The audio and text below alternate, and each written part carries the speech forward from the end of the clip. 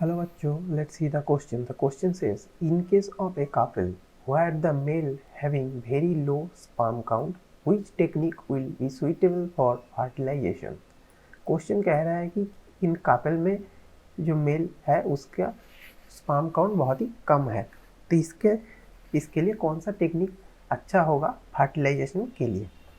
तो देखिए क्वेश्चन में ऑप्शन ए है इंट्रायूटेराइन ट्रांसफर, ऑप्शन बी है gamete intracytoplasmic fallopian transfer, option C है आर्टिफिशियल इंसेमिनेशन, ऑप्शन डी है इंट्रासाइटोप्लाज्मिक स्पर्म इंजेक्शन। तो क्वेश्चन को आंसर फाइंड करने के लिए देखते हैं कि कॉन्सेप्ट में फर्टिलाइजेशन होता क्या है और इसके रिगार्डिंग क्या करना पड़ेगा। देखिए फर्टिलाइजेशन में जो होता है पहले तो होता है ओवम,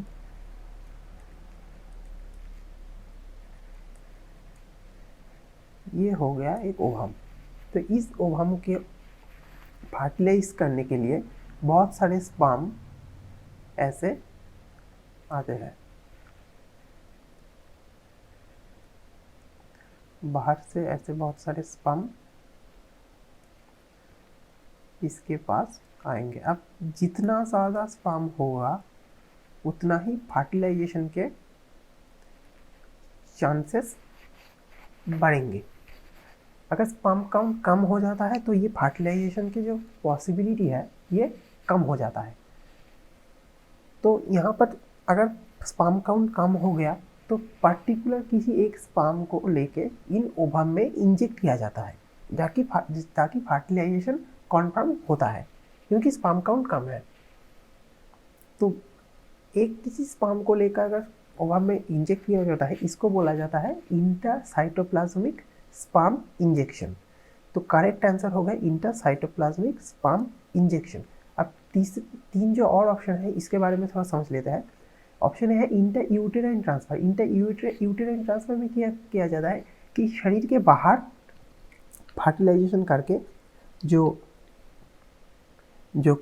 एम्ब्रायो बनता है उसको यूटेरस पे ट्रांसफ़र किया जाता है, उसको बोला जाता है इंट्रायूटेराइन ट्रांसफ़र। अब गैमेट इंट्रासाइटोप्लाज्मिक फैलोपियन ट्रांसफ़र जो है यहाँ पर जो कि फीमेल जो गैमेट प्रोड्यूस नहीं कर सकते हैं उसके फैलोपियन ट्यूब में ओवम को ट्रांसफ़र किया जाता है बाहर से लेके, इसको बोला जाता है गैमेट फैलोपियन ट्रांसफ़र।